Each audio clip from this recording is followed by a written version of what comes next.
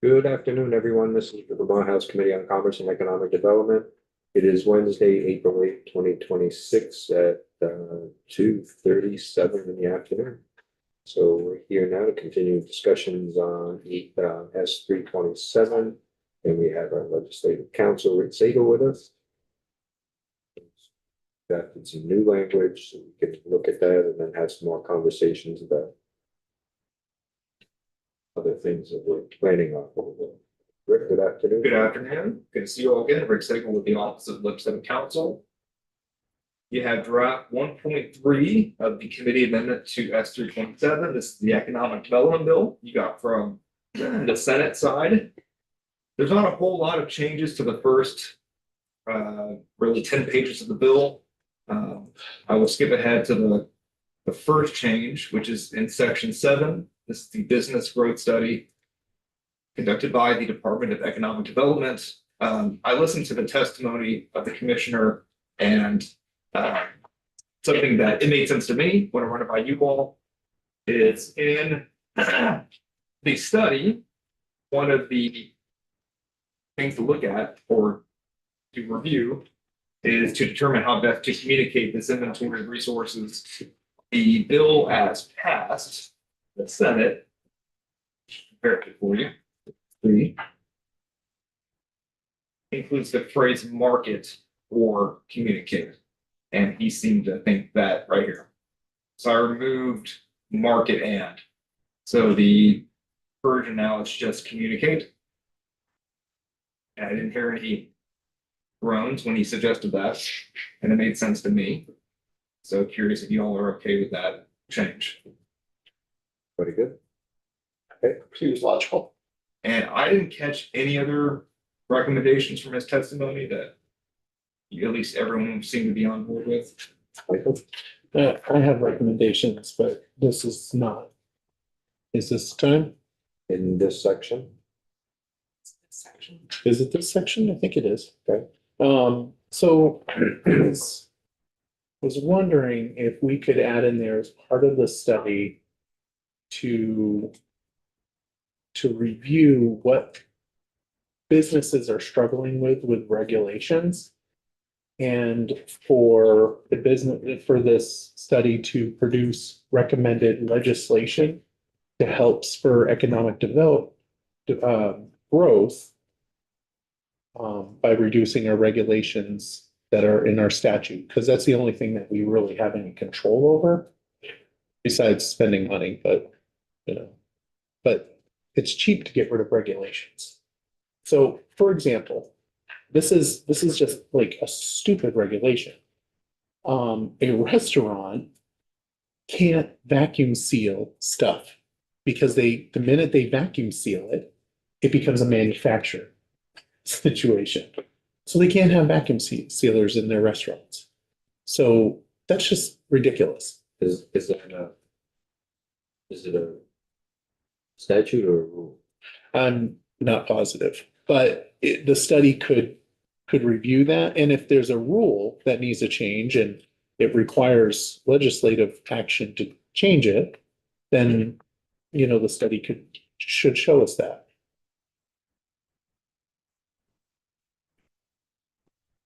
Again, vacuum sealing at a restaurant, you can't do.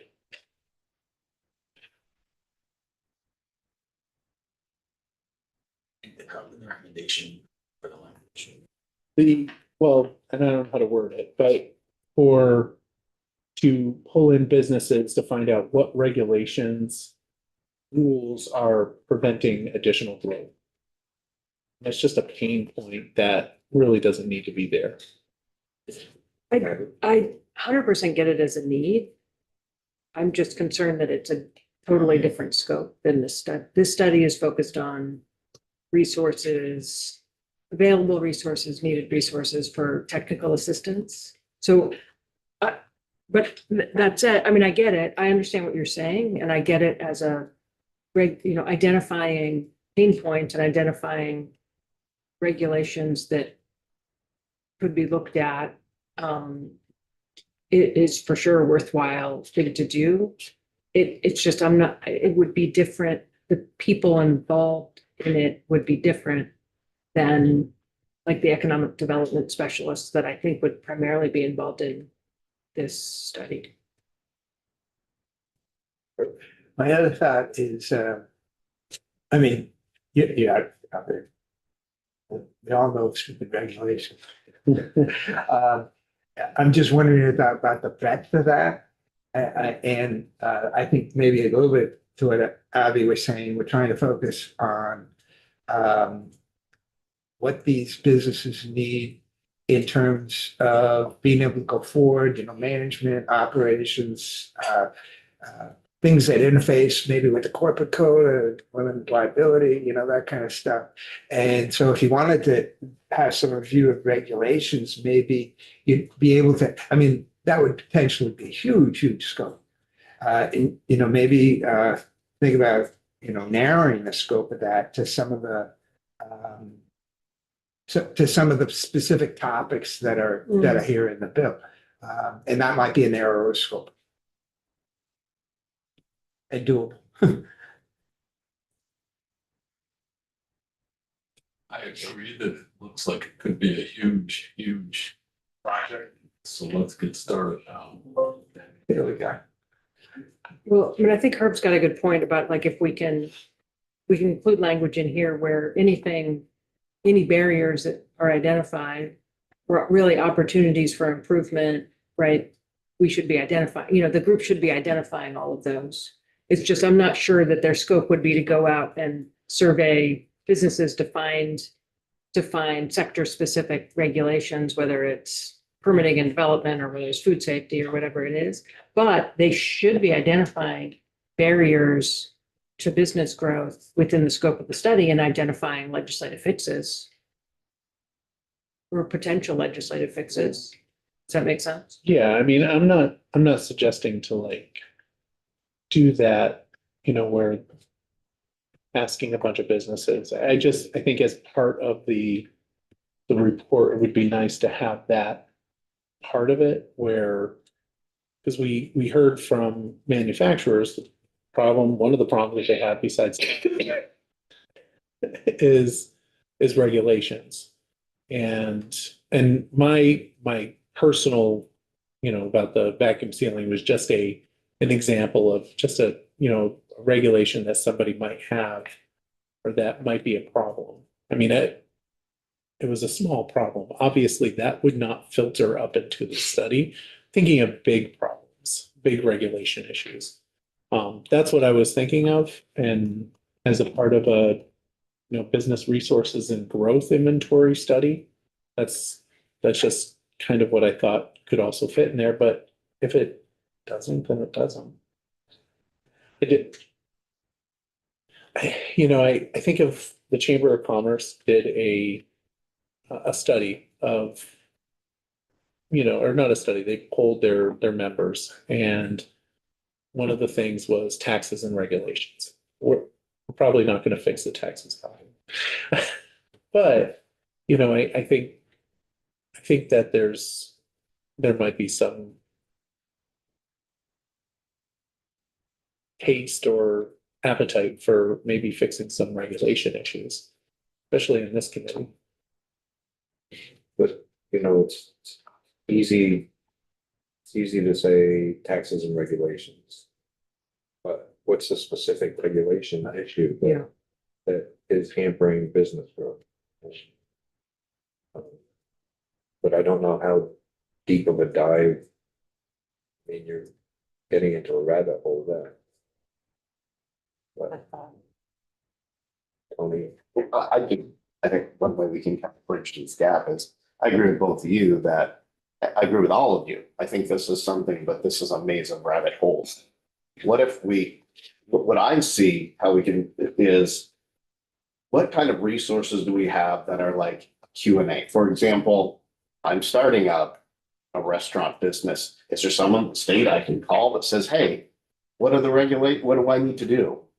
And maybe focus it more from providing whatever resources we have that are experts already in existence to help with all these different industries. Yeah, and I think that's the idea of this report, is to really identify all those You know, resources. because it would be really good. I mean, in my ideal world, I'd love to, call a phone number or go on a website and it asks me, what do you need help with?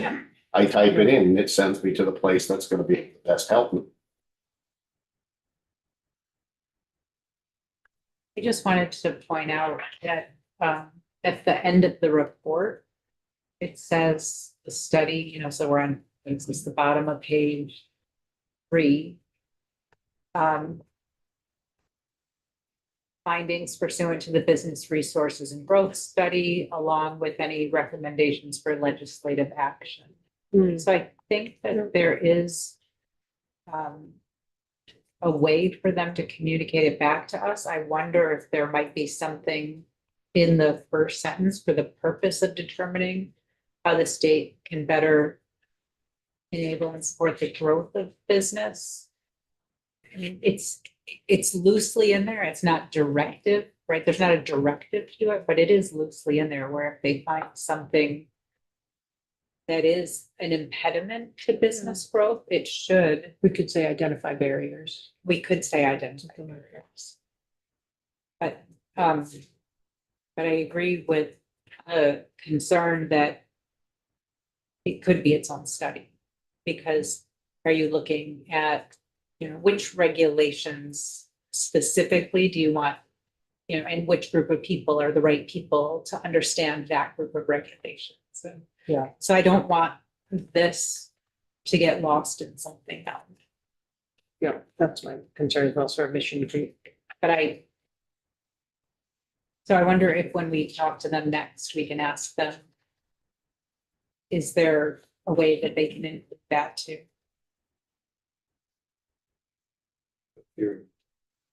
So if we include, determining barriers. Or should we include some, for instance? So it's not an exclusive, but inclusive, so such as regulations, so it's taxes, such as, I mean, what are the barriers that we're. That, Right. or identify barriers. I don't think we want them digging in, but our regulations barriers, our taxes barriers, our, homes barrier, the lack of homes, the lack of.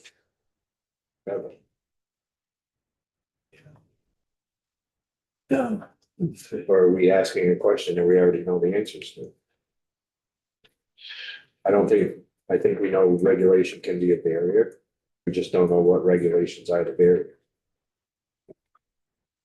I'm wondering if, so it's not, yeah, I think, yes, if we give them the charge to look for barriers, then we derail the purpose of this. So we've gotten too much mission drift, I think. But I wonder if you could just put it in there for them to, I know it sort of implies it on the last sentence of the report, but if it's more explicit and to report on any barriers that were identified or something along those, or impediments, or however you want to do it. So not telling them, go look for a whole bunch of them, but if you find them, tell us what they are. Yeah. And I also think this is a group that we're asking to do a lot of identification resources and how you can use them and all that sort of stuff. It might sort of narrow the scope of the regulatory review if you ask that. And by the way, as you're identifying this, are there any specific regulatory or other barriers that businesses might face in using those resources? Or that's still pretty broad, isn't it? But somehow tie it into the work group that's identifying these resources. And oh, by the way, if when you're talking about the resources, are there some problems? Regulatory spirit. That's maybe still pretty bad. Yeah, because we're asking for identifying resources available to help us access the capital. That Correct. But A bunch of it. on the reverse side, are there things that we could do to lessen the burden on businesses that we wouldn't have to provide more access to capital, more grants and more? Yeah. or even being able to access the resources that these folks identify. And to me, it feels like we are coming into a second study. Another document, another group of people that is really identified as tasked with looking out for specifics of what any kind of notion of rulemaking or deregulation or understanding that what's happening in each industry. It feels a little bit like what we're talking about is how appropriations has those policy, each individual member of the committee has those policy areas of expertise. And that may be something that I don't know if that's something that we want to know more about, and that we have sector areas that we dive into, but that is like, I see section 7 as being really about moving up. Whereas some other study would be about moving things out. And that it feels to me like too much for a December timeline to try to get them both in there. And the point is that because you want to have a really good study of what's in section 7, and then a really good study of what you're articulating now. And I think 1 and 2 might be, for me, I see that as being how I'm recognizing that it's important. We need to do it. And I'm wondering how we can really, we'll know that it's out there. And I think, as I should mention, there's some language here that allows us to think in that direction. And maybe it is the case where we do want to have people say, we need to know more about this, get into it to now, with the time to be had. But it feels, I think I'm thinking on a point of just wanting to have it be like, let's get a really good what's in here. And then knowing that we have another really good thing to come. And that's, I'm having trouble thinking of that language that gives the umbrella shade that lets us bring in just a tiny bit without it becoming difficult to meet the obligation in a meaningful way. Maybe a clean bill next year for us to pull people in that are affected by the regulations that we pass here, hear what they say, and then draft a huge bill for the second session of the biennium and make significant changes in the regulations that are burdening our businesses. And that would bypass a study. It would put, Rick under the gun for a bunch of work, but he's all good with that, right, Rick? So far away. I hope Michael doesn't get elected again. Next section, I am all for it. Next section. He gets paid by the word. Be a millionaire by then. Yes, if you do something like that, you need to be very specific, or whoever comes and testifies needs to be very specific of what the regulations are, what are the, we always hear regulations, but we never hear what regulation it is. This regulation, yeah. Yeah. Oh, yes. Like what you were saying, that you're a restaurant, you can't vacuum seal because they consider it manufactured. It's ridiculous to me, but if it's a thing, and do we hear that from restaurants? Is that an issue? Maybe. It's a little more complicated than that. Yeah.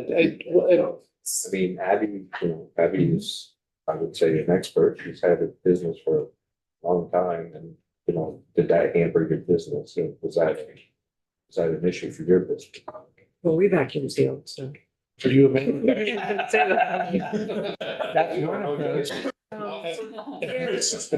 There's issues if you get into starting to need it's more than just the vacuum sealing. It has to do with whether or not you're doing sous vide, where you're reheating it. And there's HACCP requirements, and it gets very confusing about what's federal, what's state. And that's part of the challenge, is like understanding what's rule, what's statute, what's federal, what is food safety regulate. It's like really difficult to figure out where something is. But I have lots of opinions about specific regulations related to, my former business that would have, that would improve things. So And I'd probably be on board getting rid of them. yes. So, but it's an interesting idea down the road doing, and figuring out what is the right process to actually get to some good substantive changes that could Right. make a difference. put you right in the seat over there. Yeah, sure.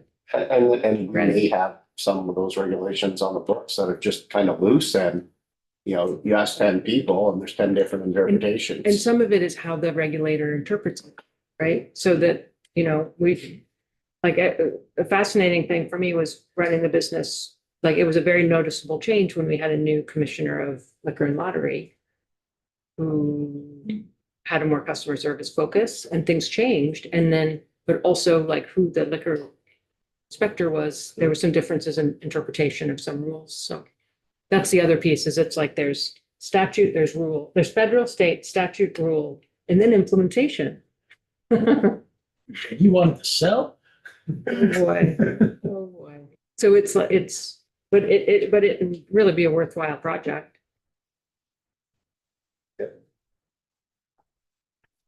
Yeah.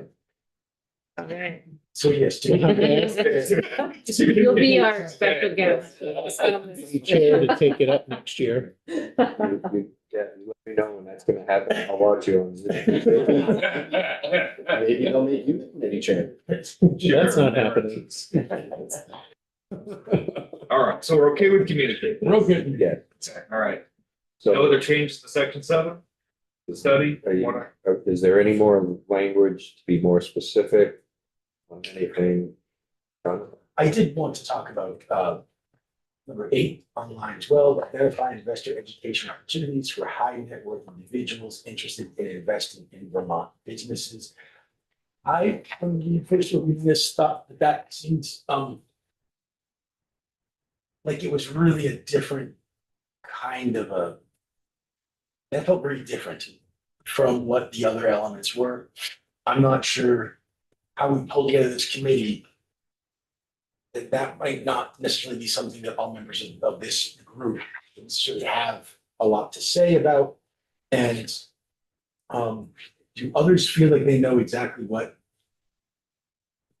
Is there anything encoded in that I'm not aware of? Like this investor education opportunities, are they talking about specific things in Vermont already? Or if this is, that one seemed like it could be lead to a section, a fairly weak section of the report. I'm sort of almost advocating for its exclusion and simply as, unless I have, because I couldn't think of why that's an amazing thing to do. Because aren't there already portfolios and companies that do that, you know.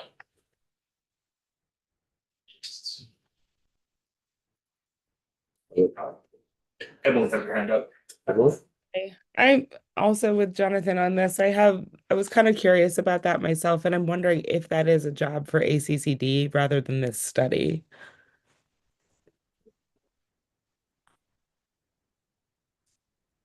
I might lump 6, 7, 8 as roughly the same thing with different tilts of the head, perhaps.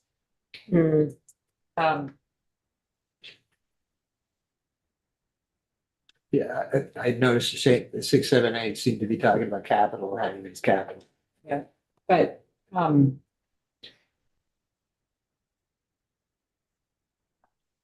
of two minds on it, right? Like if the agency is happy to do the study as it's listed, I don't have strong feelings about it. And does it make sense to have is not enough capital to invest in startup businesses or businesses at different levels really warranting a third of the study? It's really I don't have an answer. I mean, I also think that there's a longer term issue on how exactly we're going to get large stacks of capital to Vermont. And I'm also thinking, is this the Treasury also needs to be in on this conversation? Yeah. So back to this sort of idea of this sort of high net worth, opportunities for investment from high net worth. There are some interesting models out there that are creating opportunities for investment. For example, there's a farm in Richmond that right now is in the process of raising, I think, $500,000 as a very interesting sort of, it's like equity they've got a long-term transition plan of employee ownership. And so, but it's this kind of like really some innovative ownership models and capital raise models that maybe the idea here is to identify some people who are doing that, whether it's community foundation, there's some other places, I think, that to provide that information to kind of help grease the wheel, so to speak, about high net worth individuals investing here in small businesses. So I see value of having it in there. So, sorry, go ahead. Yeah, and I was thinking that as we were talking, I was, oh, that's right, opportunity zones are now, I think, becoming permanent. Like that temporary mechanism of 25 census tracts to Vermont. I think that was a 5-year thing that's now going to be kept under the current treasury guidelines. And so I was like, oh, there's an example of what could you get in our 8? It could be if there was some more robust, unified way in which Vermont is seeking out qualified opportunity fund investments. So maybe that's something that is under 8. And that could also be part of 7, et cetera. But the thought being that the Putnam Block required some opportunity fund investment, and it was able to get it through serendipitous circumstances, But that particular program doesn't have a lot of reporting, so we don't know exactly how much investment there was in the state of Vermont through qualifying opportunity funds, because that's private, it's not public investment. But maybe that's something that 8 could help us work towards a more organized approach to. So I was gonna say, I think to Abby's point, this feels like it could be kind of its own study. To also starts a conversation You're breaking up, Emily. about regionalization. And it's also to me kind of leading.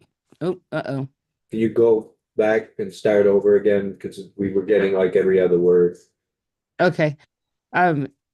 It also it feels like it's a bigger conversation and maybe needs to be its own study, because it also all touches on like the conversations about regionalization and and even conversations like we were having earlier about the convention center and performance arts center. And because we don't have county governance, we're going to have to think about some interesting and creative ways to attract money and what kind of products we're going to have available.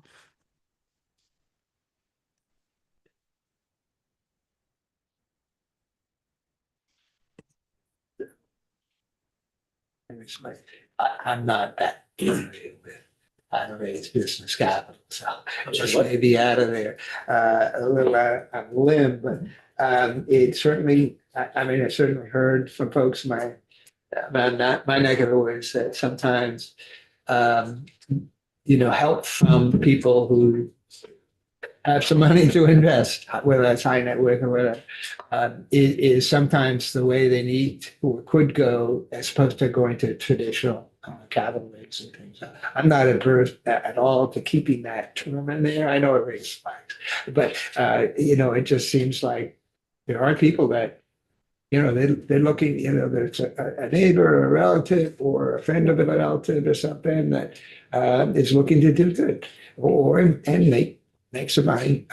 It's called raising for friends and family. Yeah, there we go. But, Having angel investors. yeah, that and Patient angel investors. I just crowdfunding. I just as soon keep it in the mix. It seems to me that if your question last week in our joint session had been a follow-up question, Too much. where to find capital, you would have had the same response or maybe one fewer hand. And I can see it being important to do that study, and I can see one of the fruit of the study being that they do have to develop a marketing plan to grow more outside private capital. That's beyond the scope of this, but people need to know what is out there, and then both the appropriate administration people and the industry group need to figure out how to improve that. I think it should stay. Government board, one of my bosses.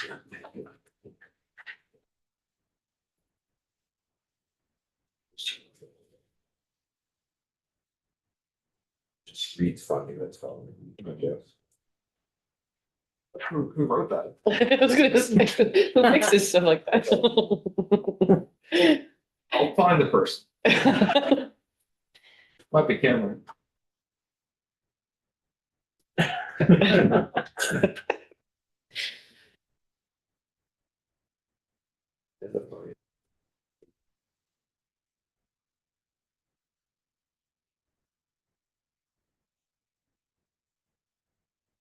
What are Yeah. investor education? Yeah, I don't think that line would be a huge lift. It would be like, I mean, how it work it? oh, Looking for. well, I would imagine, so they're looking for things like, you know, Vermont Community Foundation maybe does a reach out about, hey, here's how you can be an angel investor. Or some of the local private equity companies. Like what Karn does. So I don't think, or like looking at, like, you can invest in, oh my gosh, my brain, what's it called? Flexible funding. Anyway, it's used to be through Vermont Sustainable Jobs Fund, but they've gone off on their own. But they raise money locally to invest in local companies. So I don't think that piece of the study would, You have BSAP. BSAP, like they would just. Flexible capital fund. Flexible Capital Fund, thank you, Flexible Capital Fund, which is, these innovate, and there are more, people trying, looking for some new ways to do Well, is it, local is it investment. more identifying those? Yeah, versus education opportunities, Yeah, I identifying, mean, this is like, I think what it's saying is identifying. So are there education? We provide some education opportunities for high net worth individuals interested in investing.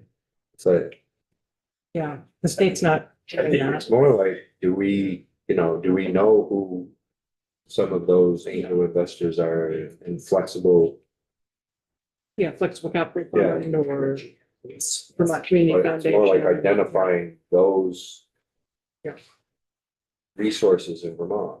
Well, And I think. their thought, I think I think Senate was thinking something different than what we're thinking, maybe. Ricky were there, so. I was there, having trouble remembering the intent behind that, to be honest with you. They had a lot of witnesses come in Yeah. from these, I'm not sure if Ellen Kaler came in, but, I'm guessing I can't remember witness that idea. But if happy to change it, what you all wanted to read.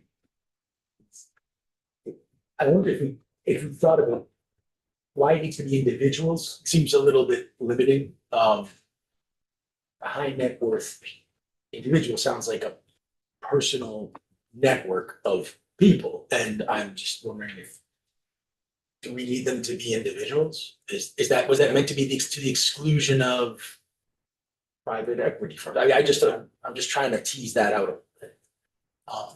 But there was with successful capital stacks come lessons learned, and then that becomes a slideshow that goes on the circuit that's being presented at the next low income housing tax credit summit or whatever it is. And people see, oh, this project in Vermont that panned out, hey, they pulled it off with this, and this. And maybe that's the kind of thing, the roadshow of what where there have been these successful projects that have taken off, or reuse of whatever it is. This seems much more white glove, or like it's talking about a concierge service kind of thing, and that's what I'm trying to figure out. I take this as sort of, there are venture capitalist conventions where basically it's a cattle call or whatever, you know, or it's Shark Tank. Startup Vermont. Right, basically. And so that's how I read that, is identify those scenarios where that kind of thing is happening. And so that then you could send that's how I read that. Yeah, me too. Or somebody's doing, like somebody from the community foundation is doing some kind of investor education. I pulled up what Maple Wind Farm is doing. They're offering it's a community equity offering, where it's basically they are selling, I think it's like $10,000 buys you 1% of the farm. And then you get your money back when they sell it, ideally to employees in 10 years. Super interesting. But so that, I can imagine if this is successful and they're able to raise the money they need, and this then becomes something that somebody will do a seminar about, like helping other businesses set this up. And it's an opportunity then for high net worth individuals to say, I'm going to put my money into this instead of. Well, I'm wondering if we want to say something like identify investment opportunities, because while I agree we need high net worth individuals, I think this also highlights the point that, there may be more kind of community funded options. There could be other ways of bringing in investment. And I think also to Kirk's point that about the sort of dog and pony shows and things like that, and getting a clear inventory of what is available, I could see a real benefit in that.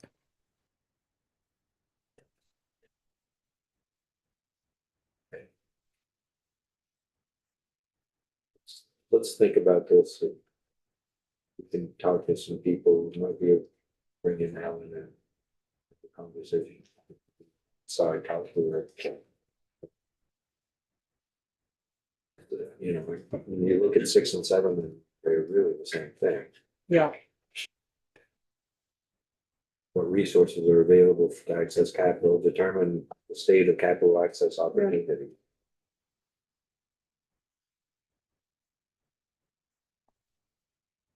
Is there a lack of?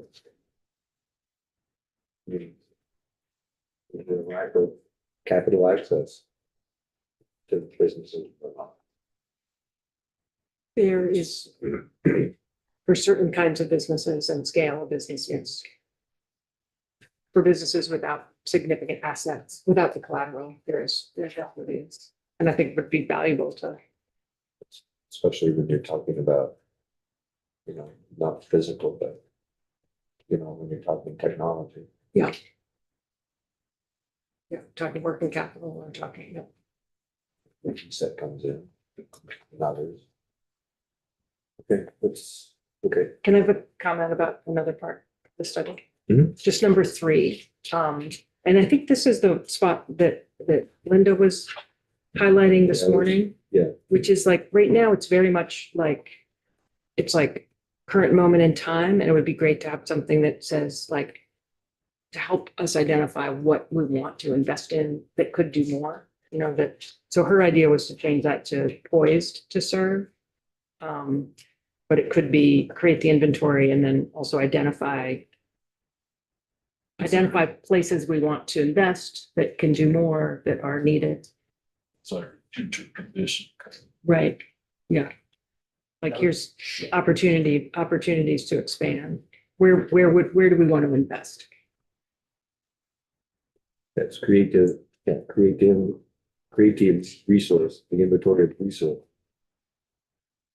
That I think she said that are poised to serve businesses for each stage of development. Yeah, that's true. That was actually kind of an elegant Yeah. switch, is that is forward looking Right. when we say poised. Get that. That are Line 20. on line, yes, Yeah. 3 line 20 that are poised to serve Yeah. businesses. Linda had some others too. She talked about the succession planning. Yeah, she's gonna send us, she's gonna send us what she talked about. I think under 3, though, also the piece of identifying gaps in Yes. resources is gonna be important. Yeah.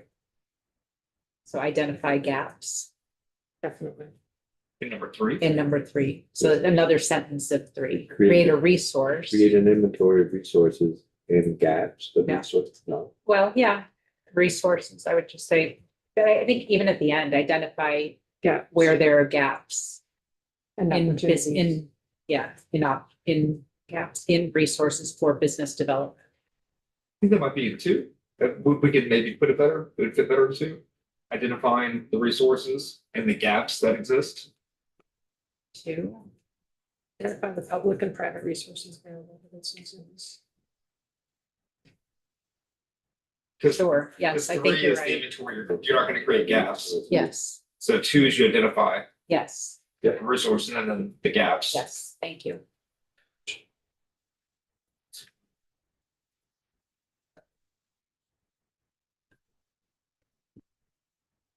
It's not just identifying what the resources are, but what the gaps. Right. Yeah.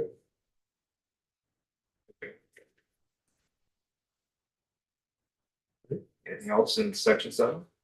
I think there's a few more that Linda suggested, but she's gonna send those along. Linda Rossi? Yeah. Okay,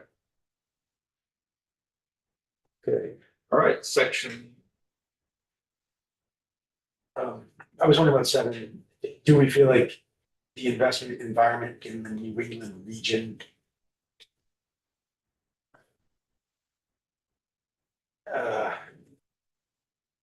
that's quite a lot. Like all of, I think I have an answer for you. oh, Because you have at least one company, is it Taiwan, that's indicated they want to invest in New England. And not just Vermont necessarily, but New England, is my I understanding. see, I see. Okay. That might be I the see. impetus for that. All right. We've also had, corridors where we are part of, the Montreal to New York corridor. The NETAC stuff. So, Yeah. Okay. Or Boston or whatever. The tech hub, there's a tech hub in Boston now, there's another one being formed in Burlington. With Global Foundries and UVF. And I think they have similar, Vermont and New York's economic ties, they pretty divergent. Is there anything to be gained by including New York State in that segment? Is that just, I mean, it can be much more work. I know that's a relevant geographic proximity to where I live, but Yeah. True. Should talk to Tim yeah, okay, maybe that's something we can. or Long. Okay. All right. Makes sense. Over. Okay. All right, section 8 remains deleted. Section 9 is the veggie perspective repeal. So no changes there, just repealing veggie. No, repealing the repeal, not Repealing the repealing. repeal. Very different things. I need to Repeal the repeal. repeal. It's late in the afternoon. Repeal. Good work with House Ways and Means talking to the chair. Have I? Yeah. So it's referred to. Do I need to? Just where you came up with that language, wondering if that's where you get it.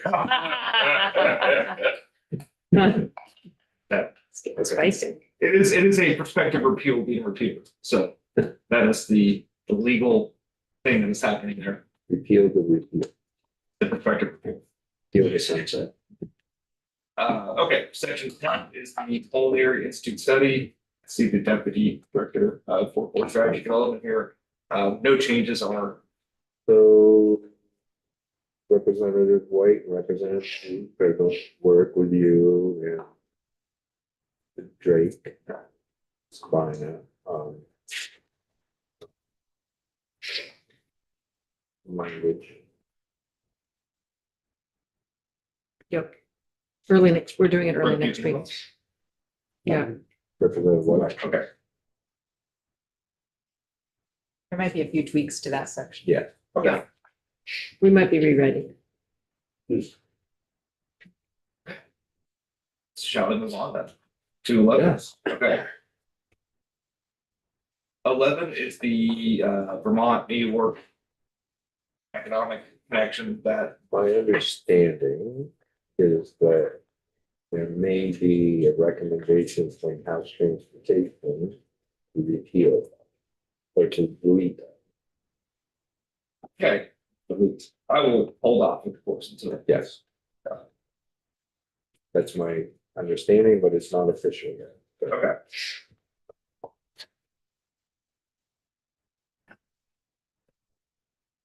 Then I'll move on in the meantime. Section 12 is the removal of that session law that we talked about last time, the rural industry development grant program. Putting it into statute. So that remains repealed. Okay, this is where the majority of the changes are in this draft. So on page 11, line 1 and 2, there was some talk about the wording being a little confusing, maybe not the easiest way to explain what's happening. So the new language is the purpose of this program to provide grant funding through local development corporations, no changes there, for the purpose of business relocation and expansion activities set forth in subsection D of the section. So before it listed out industrial, commercial, residential. I didn't think it needed to be mentioned multiple times, and it kind of led to confusion. That why aren't these aligned? Why don't they read the same? So what I've done is we already explained those things in subsection B. So I want to refer to what actually those activities are that we've already laid out in subsection B. And once we get there, maybe you can let me know if that's makes sense to you all. Subdivision 2, adding the word fund. I just want to make sure that you are creating a fund here. And session law doesn't make that clear, even though it's already been created. There is a program fund. So adding the word fund just to make clear that is what is being done. No change. A state fund or special fund? Or what kind of fund is it? It's not a special fund. It's not a state fund. It's a fund within ACCD that they manage. That is separate. That's right. I get it. Subdivision 3, federally impacted property, excuse me, no change to that definition. Subsection B, the grant considerations. No changes. Subsection C, top of page 12. This is your eligible applicants. No changes. Subsection D, eligible activities. So earlier the draft said a grant recipient may, the committee wanted it to say shall. So a grant recipient shall use any funding provided through the section only for the following. I added the word only because I felt it was important that you want to limit the grant funds that you award just for these purposes. Just to make that absolutely clear. The previous draft, just to make sure you see that.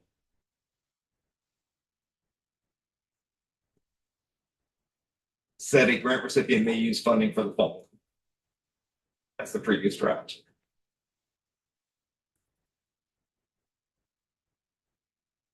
So provided through the section only has been added. 1, to purchase real property for potential industrial, commercial, or in case of a federally impacted property, residential use. So this is kind of cleaned up from the previous version, which was commercial development, industrial use, commercial development, or for residential use as set forth in subsection F, which was not the clearest way to explain, in my opinion, what the grant would be for.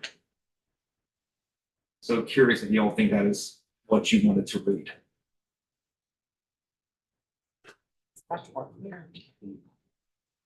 And does it match what you want it to be? I think use includes development. You know, if you use development one time and you use another time, that could be not super clear.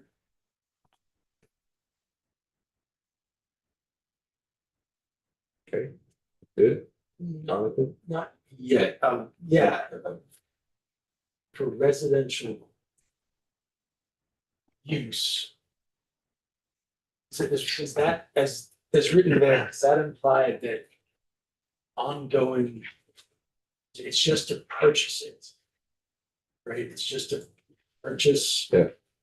For potential. And the point is that, okay, and the term use is applying to all industrial commercial. Yes, okay. Yep. I think I'm set. Okay, no changes to 2, 3, 4, or 5. 6. So application section, no changes.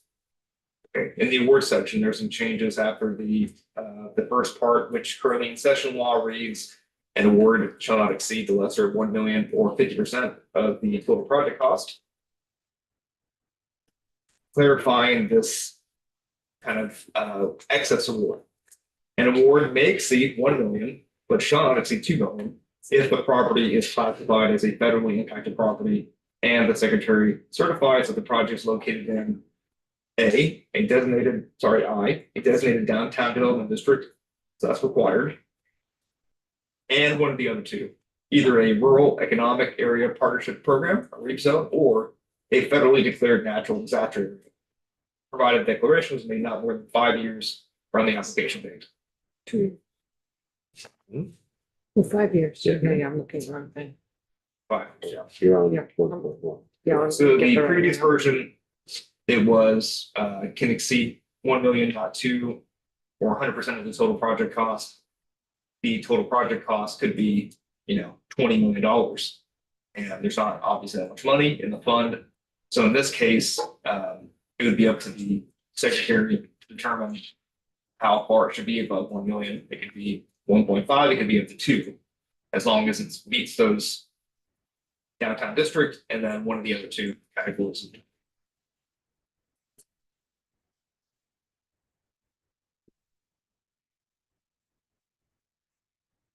I'll do one of the one. Jonathan? And with this one here, I'm starting to wonder, do we need to change the name of the program? I mentioned that last time, and I'm happy to. So it just, this is throwing into high relief for me. As written, that this is departed from rural industry. Right. And so that just seems, so I want to revisit that when the time comes, but. Okay, and we still have more to talk to. Just one more.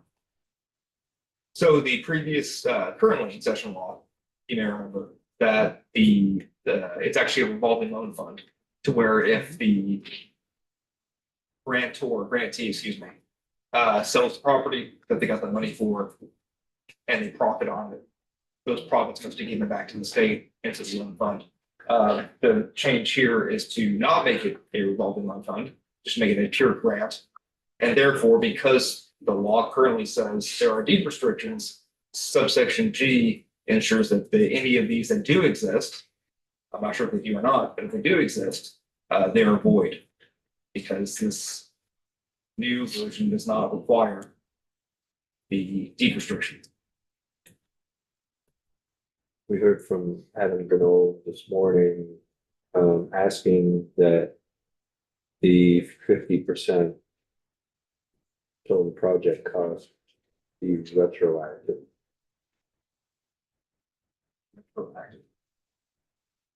To the 4 projects that are already out there. They've already got money for, or I believe so. Even if they would not increase the amount of money it's at all, but rather than consider that to pay this amount of dollars to get, therefore they would pay fewer dollars. maybe talk offline about it. I'll Maybe talk to Adam, That's fine, yeah. because I was trying to figure it too, I'm just not quite there yet. Of what thought is. Yes. In brief, I thought that I didn't quite understand until he was explaining it this morning. I thought, okay, that if you had a $2 million project and you received an award of $175,000 and you had to, it's that 20-80 split. In order to, for every $8 that you spend, you sort of like, there's that, you get that $2 return. If it goes to 50-50, then you simply need to have put in less money to have been awarded the full amount in the ACC. Well, but So you get the full amounts for having at a dollar for dollar rate instead of a one rate. So the way that the first, the lesser of 1 million, this is currently the way it's worded in the law. So this still allows them to get less than 50%. So I guess, is he asking for an exact 50% that? I think there were, so I guess he would probably be the best person to be clear about that, but I thought that he was simply getting at was that if your award amount is set and it's set at $100,000 and it is an 80-20 sort of, in order to get the full 100, you would have to spend $500,000, $400,000 to get the $100,000 in reward. This would mean that as soon as you got to $100,000, you'd be eligible for the $100,000 dollar. So this is why Adam's the right guy. I'll shoot him an email Okay, and I'll copy you and you. You know, so you're aware of what the issue is. All right, and that's I believe that's the extent of the changes, yeah. so be talking with Cameron on 837, which will go into this bill. Also, we need to talk to, or I need to talk with the chair of appropriations about adding back in the convention task force back into this bill, or should it be done on the Senate side? I'll have those conversations. What else? Is there anything else that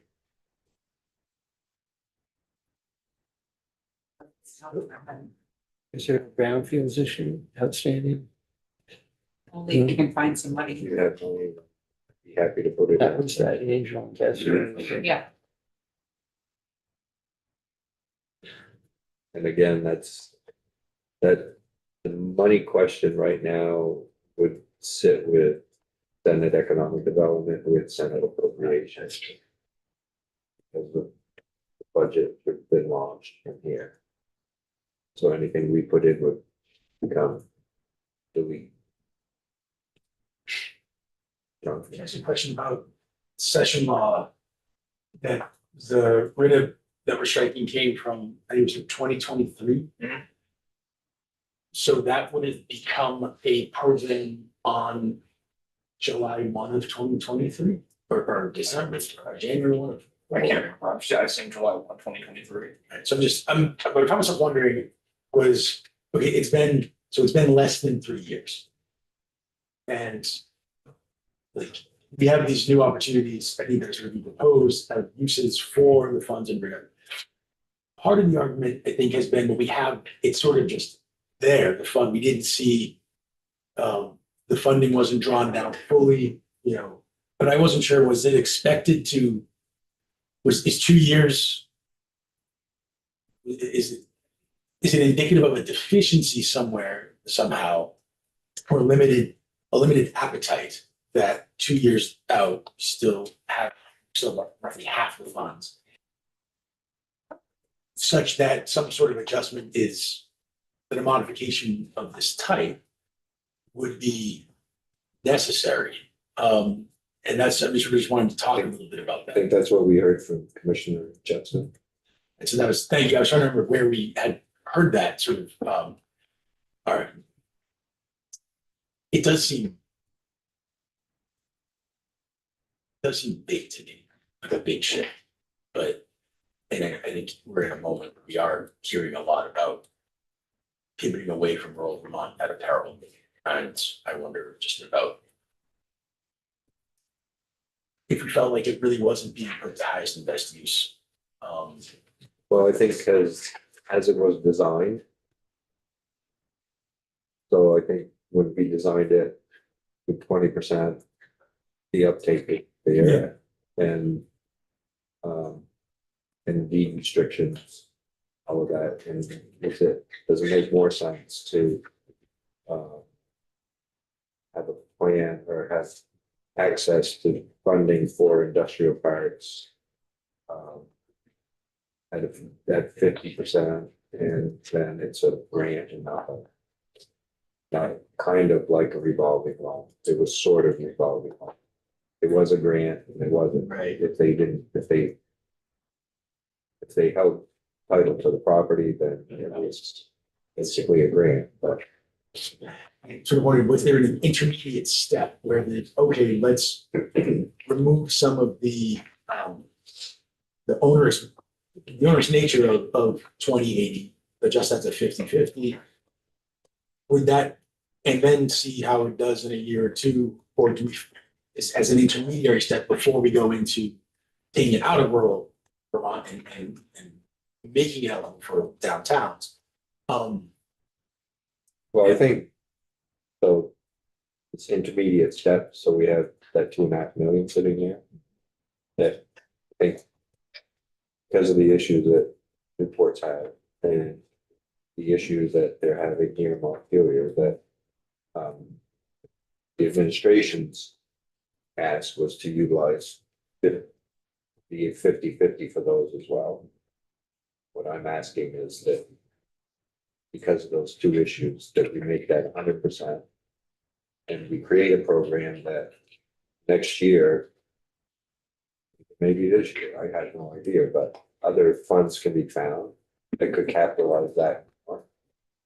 So that it'll continue with it. All right. So we have 2.5 million that's been sitting there since 2023 that hasn't been utilized. It's been sitting there when we have an opportunity to help two communities right now move forward and putting those funds to good use for economic development goals.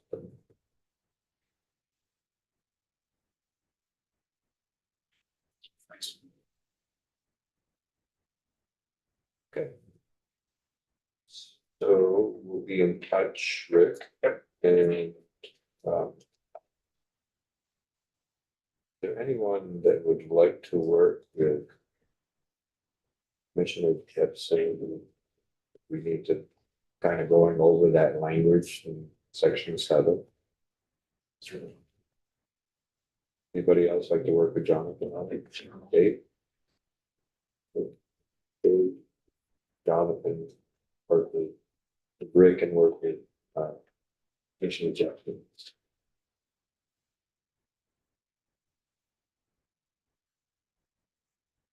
Bring anybody else, have other discussions. So just talking about Taylor as well.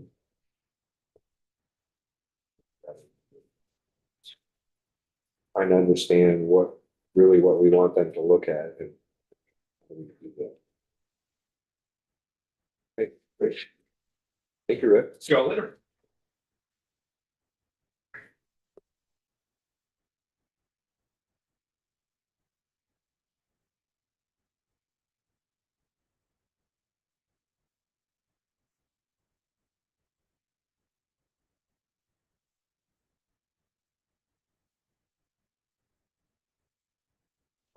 Good afternoon. Good afternoon. For the record, Cameron Wood, Office of Legislative Counsel. Join the Zoom meeting. You have in just some language for you to review based on one edit that you all requested the last time we were together on 8/37. Bear with me.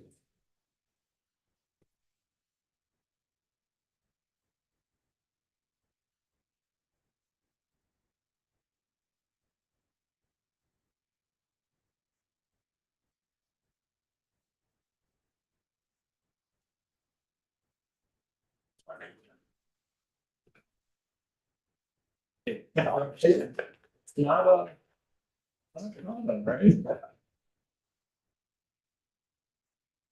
Okay.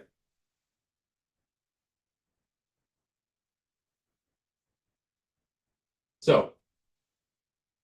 I've simply drafted this up kind of as orphan language. As you can see, there's no need in here because my understanding is you all will potentially be inserting this into the bill you were just reviewing with my colleague. So I've removed the section numbers because it will depend on, where exactly it goes in that bill.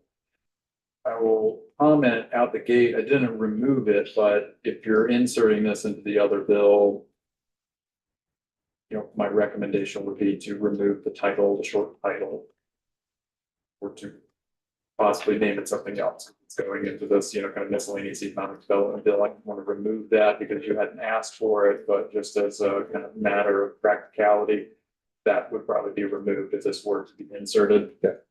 I don't think there's anything wrong with keeping the purpose section if you all feel that that would be helpful, but it doesn't harm anything. Yep. And I think may even help, so you could keep that. So we would remove the short title. The only change that I've made is down here on page 3, subsection E. You all recall this was initially broken up into 2 subdivisions. One of the subdivision referenced that the section shall not prohibit, a business that has refused to accept cash. From requiring that business to accept cash. So you all requested that that subdivision be removed.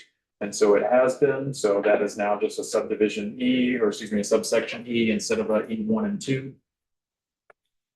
And then I highlighted subsection F, required notice, just because that was a piece that we were discussing last on whether or not you all would like to have the notice to be specified in statute and what that could look like, or whether you want to direct a specific agency or department to come up with a notice that would be required.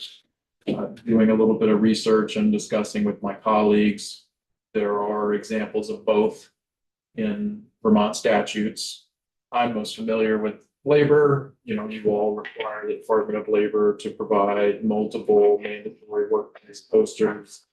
And most of those, we kind of draft up and provide, but separate from that, there's also in statute, there are some circumstances where you've outlined in more detail exactly what you all would be expecting to be provided to the public. So this is in the health title regarding stem cell treatment and related products.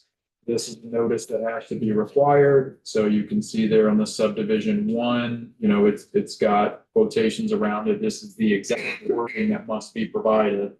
And then it is required to be in at least 8.5 by 11 inches and printed in not less than 40-point type. And then you have that the healthcare provider has to prominently display the notice required to be included at the entrance of the area visible to patients. So you could do something similar, that the notice has to be provided at the entrance to the location. You may want to have it at the point of sale. And so then there's a few others that were kind of shared with me from my colleagues. This is in the cannabis chapter. So this is the retailer shall display a safety information flyer at the point of purchase and offer a customer a copy of the flyer with each purchase. Not sure you want to get to that requirement, but again, just some examples. And then the other one that I came across, there were a few others, but I only grabbed a few to share just kind of for illustrative purposes. This is in regards to raw milk. So customer inspection and notification requires a sign, which is provided by the Agency of Agriculture, but it has to be on a 8.5 by 11 inch size with specific words, and shall be displayed prominently in a place where it can be easily seen by customers. So depending on how prescriptive you will get, we can craft something up, and there are some examples of what that could look like. The last thing I'll mention on this, I mentioned this in my first walkthrough, and we didn't really talk about it the last time I was here, but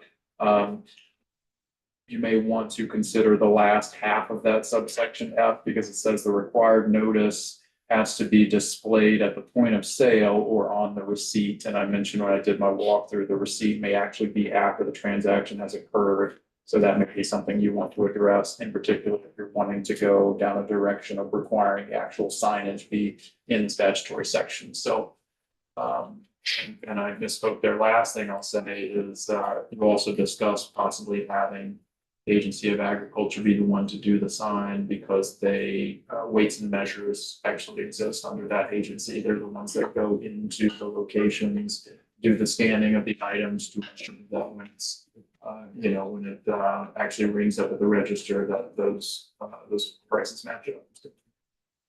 So I've had a conversation with the Commissioner of DLL and they're willing to host on their website the language that is required, or if we decide we want to provide what the notice says, that they're willing to host that on their page.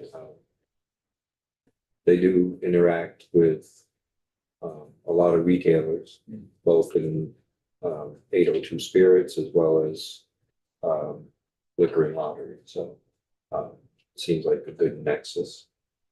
She will fill us in more tomorrow, but they are also, their point of sale is ready to go as well. So her suggestion, she'll confirm this tomorrow, is that this be on passage, wait till July. Because I think I think we saw Jonathan, an example, but they're all rounding down, they're not round, they don't pay it round up. So I think we have retailers that are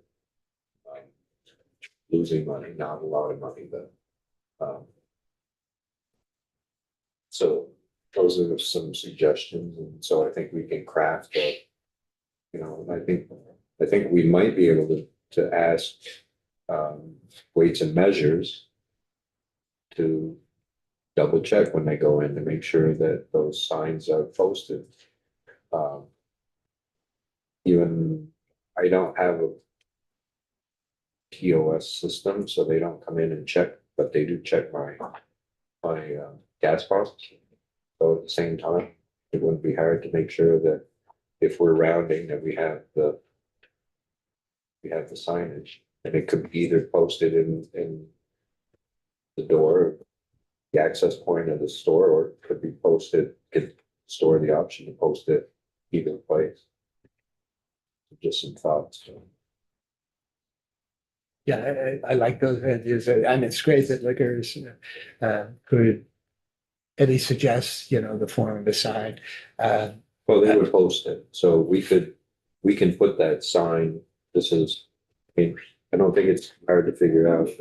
No, and I don't think, personally, I don't think it's very descriptive. Right. About what it says on the sign. Yeah, I think just size, if you want font size, depending on if it's in the door, if it's on the register, but. And I agree with Cameron that having it on the sheet might be after the fact kind of thing, so not sure what that does. Yeah, I don't think we need to require that, but they do show that. Okay. A roundup on, but we don't need to, I don't think we need to. require it.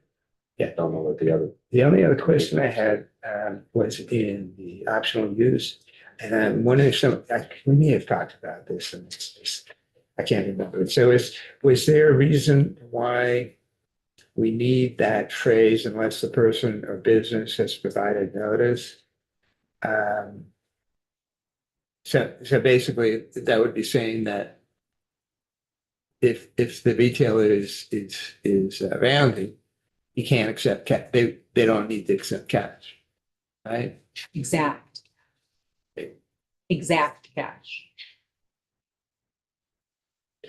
Yeah, so it's the E here, and Right, you were having some discussion of it last time, this exact point, and. So I understand. I mean, the first phrase ending at 1 cent coins certainly makes sense to me. I couldn't remember, maybe we had the discussion about why that next phrase was necessary or exception, I guess. But I can't remember. So because it's optional, Yeah, it will allow businesses to accept exact cash or not. If they don't Yeah, have, it, right? exactly. And I wasn't sure what the rationale was to give them an option. Sometimes they have pennies, sometimes they don't. It's Yeah, but just they don't have to have accepted pennies. to roll the pennies. If you don't ever have enough pennies to turn them into the bank, yeah, Okay, I don't have a cash business. I don't know how hard that would be. It Okay. would be good to hear from Okay. someone on that. there's not a big deal here. Change is a big But- pain in the neck. But agree with you on the I- receipts, Cameron. I think there's people nodding around the table that on the receipt doesn't make sense. What am I gonna do without my cash? You can still use it. You can use it. Herb, give it to me. Herb. I'm sure that there's people around the table that would accept it. Have you seen all the coffee cans I got at home? Bring it in, bring it in. I drive to Starksboro. One other thing on page 2, line 2, 1 and 2, on subsection 3. So we're talking about rounding. And we talked about after taxes and fees. And then when we go to G, on page 3, line 8, about taxes, and it says all taxes shall be calculated and remitted. Why shouldn't we specify fees as well? Now taxes and fees above, and then we just say taxes.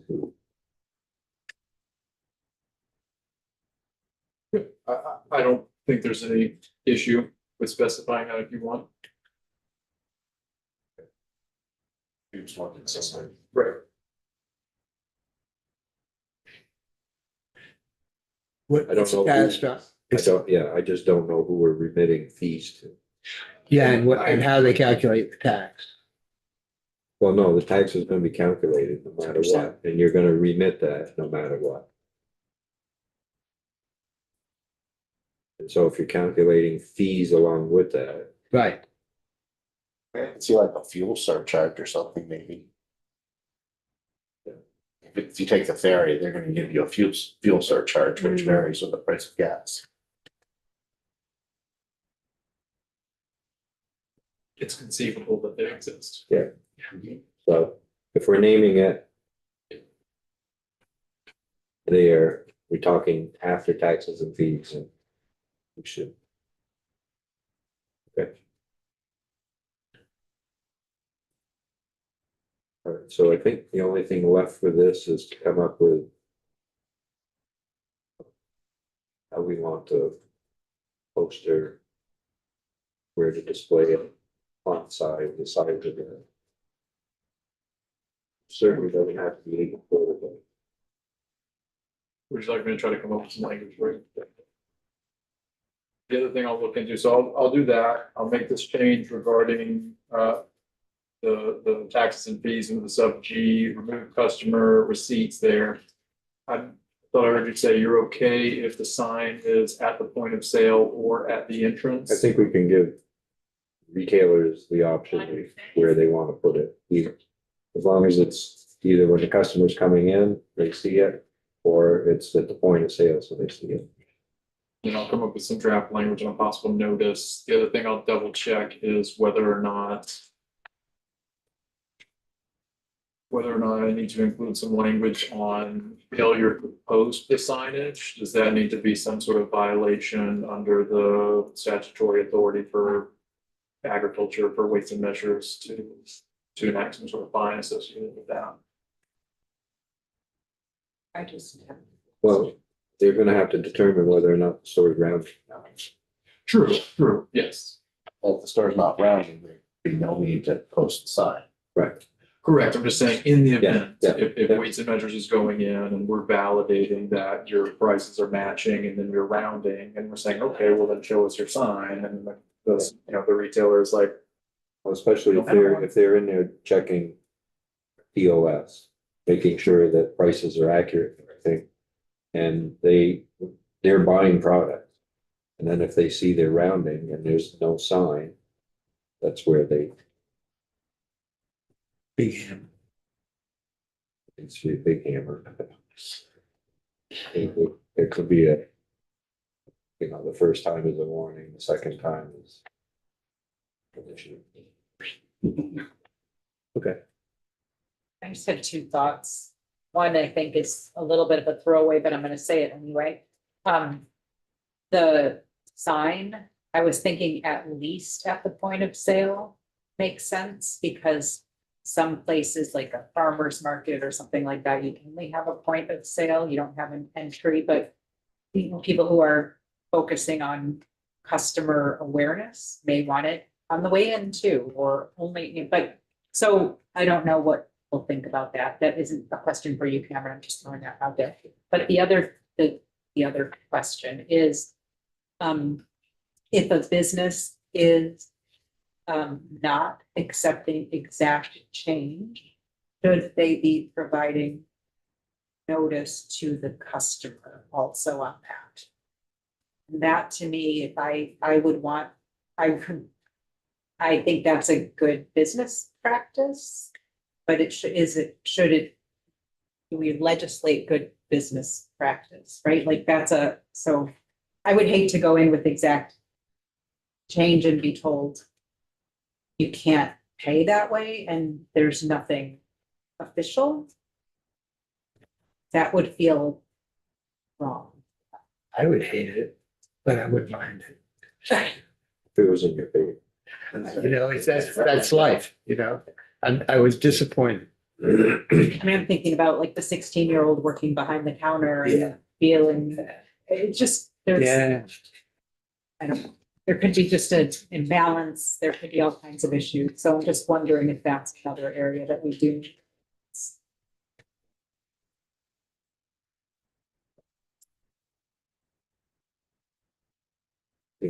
That's that option I use kind of. that we talked about. Yeah, but there's no notice required for that. You can just do it. Well, no, because if you're rounding, you have to provide notice. Right, but if you choose not to accept exact cash, you don't have to provide them.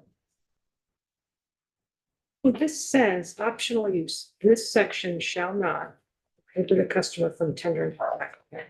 Unless, Unless.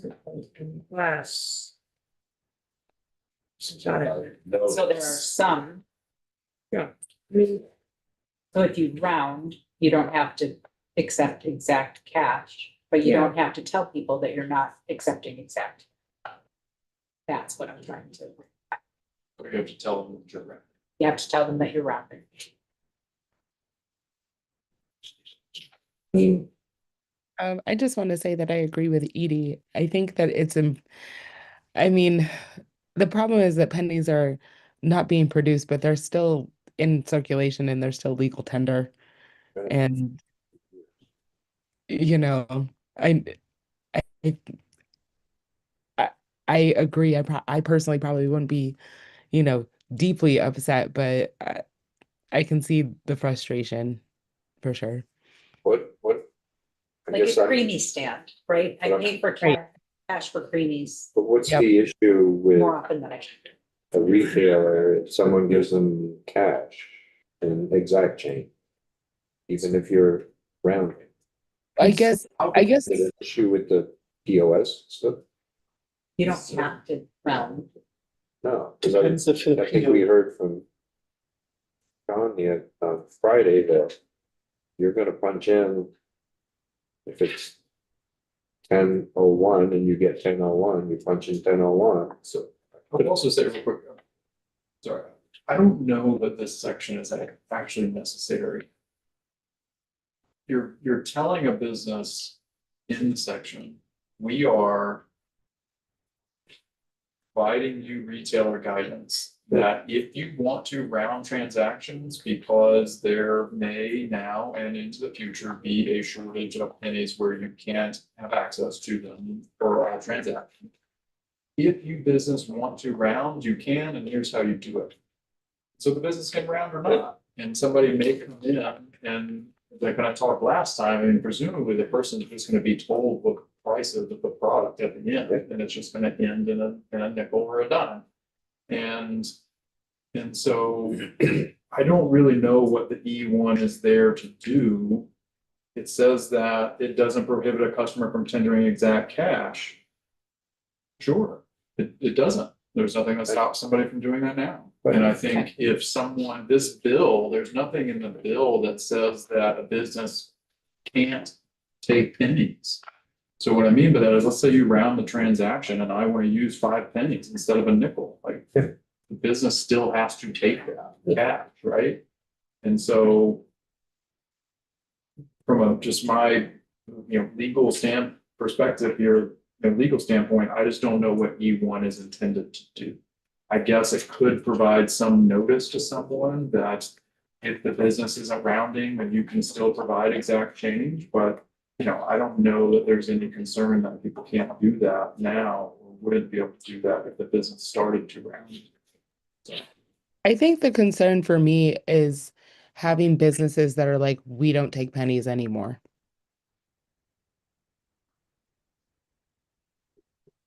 Right? But I don't know that there's anything in the section that mandates or changes or would alter the requirement. You have some businesses that don't take cash now, and that's, I don't have any expertise in that area, so I'm not going to offer any, but I know that is has been a point of discussion before. So could a business turn around and tell someone we don't accept pennies anymore? And the person says, well, it's legal tender, you're obligated to take it. I would want to go do some research on that. But I don't know that the bill itself, even if you were to remove E1 or keep E1, I don't know that the bill is going to have any impact on that analysis or the legal outcomes of that argument.